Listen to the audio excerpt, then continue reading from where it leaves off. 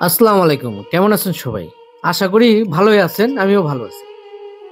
আজকে আমরা আসছি নর্থ ব্রুক হলে, যা কিনা বর্তমানে স্থানীয়ভাবে লালকুঠি নামে পরিচিত। বাংলাদেশের রাজধানী ঢাকার অন্যতম প্রাচীন ও সৌন্দর্যময় স্থাপত্যিক একটি নিদর্শন, যা কিনা বুড়িগঙ্গা নদীর তীরে যে ওয়াইজ ঘাটটা আছে ওইখানে অবস্থিত। 1874 সালে ভারতের গভর্নর জেনারেল জর্জ বিয়ারিং নর্থ ব্রুকের ঢাকায় আসাকে কেন্দ্র করে একটি হলের নির্মাণ কাজ শুরু হয়।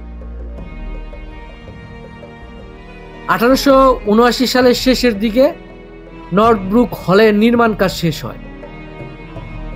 ভাওয়াল রাজা রাজেন্দ্র নারায়ণ রায়চৌধুরী এটি নির্মাণের জন্য 10 লক্ষ টাকা দান করেন।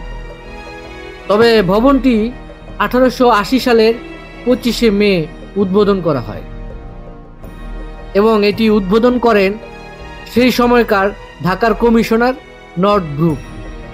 পরবর্তী সময়ে তার নাম অনুসারেই এই হলটির নাম রাখা হয় নর্থ ব্রুক হল। সেই সময়ে এই ভবনটির রং লাল হওয়ার কারণে অনেকে এটাকে লাল কুঠির নামে চিনে থাকে।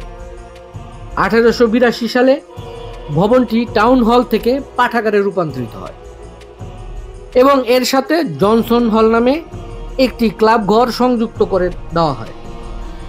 আর এই পাঠাগারটি অল্প সংখ্যক বই নিয়ে যাত্রা শুরু করলেও কয়েক বছরের মধ্যে এর বই সংখ্যা গিয়ে দাঁড়ায় 10,000-এ। এবং এই পাঠাগারের জন্য 1887 সালে বিলেত থেকে অনেক বই আনা হয়েছিল। 1926 সালে 8ই ফেব্রুয়ারি এখানে বিশ্বকবি রবীন্দ্রনাথ ঠাকুরকে ঢাকা পৌরসভা সংবর্ধনা দেয় এবং তার বজরা এই বুড়িগঙ্গা নদীর তীরে আসা ভিড়ে। ইতিহাস থেকে জানা যায়, যেই দিন রবীন্দ্রনাথ ঠাকুরকে সংবর্ধনা দেওয়া হয় তখন এই হল এই অঞ্চলের মানুষ দিয়ে পরিপূর্ণ ছিল।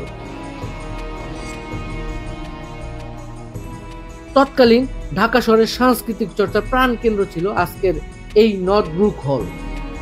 নাট্য সম্প্রদায়ের অনেকেই এখানে নাটকের রিহার্সেল করতেন এবং অনেকের ভাষ্য মতে তৎকালীন বেইলি রোড, মানে আজকে আমাদের যে বেইলি রোড, তৎকালীন বেইলি রোড বলা হতো এই নর্থ ব্রুক হলকে। বর্তমানে ঐতিহাসিক এই স্থাপনার সংস্কার কাজ চলছে। সিটি কর্পোরেশনের তত্ত্বাবধানে এই স্থাপনাটিকে অনেকটা আগের রূপেই ফিরিয়ে আনা হয়েছে।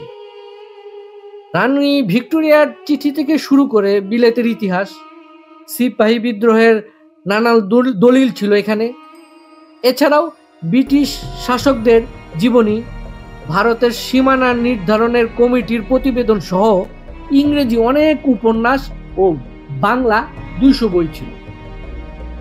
অনেক দুর্লভ বইও এখানে পাওয়া যেত। কিন্তু 1971 সালে মুক্তিযুদ্ধের সময় এই পাঠাগারের অনেক দুর্লভ বই এবং নথিপত্র বিনষ্ট হয়ে যায়। নর্থ ব্রুক হল ভবনটি মুঘল নির্মাণ শৈলীর সাথে মিল রেখে তৈরি করা হয়। মুসলিম ঐতিহ্যের স্মারক হিসেবে এই ভবনের চূড়া বেশ উঁচু।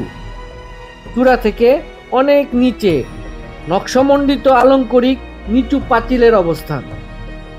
ভবনটি দক্ষিণ দিক থেকে দেখতে একরকম এবং উত্তর দিক থেকে দেখতে আরেক রকম দেখায়। নতুন দর্শনার্থী আসলে হুট করে বোঝার উপায় নেই।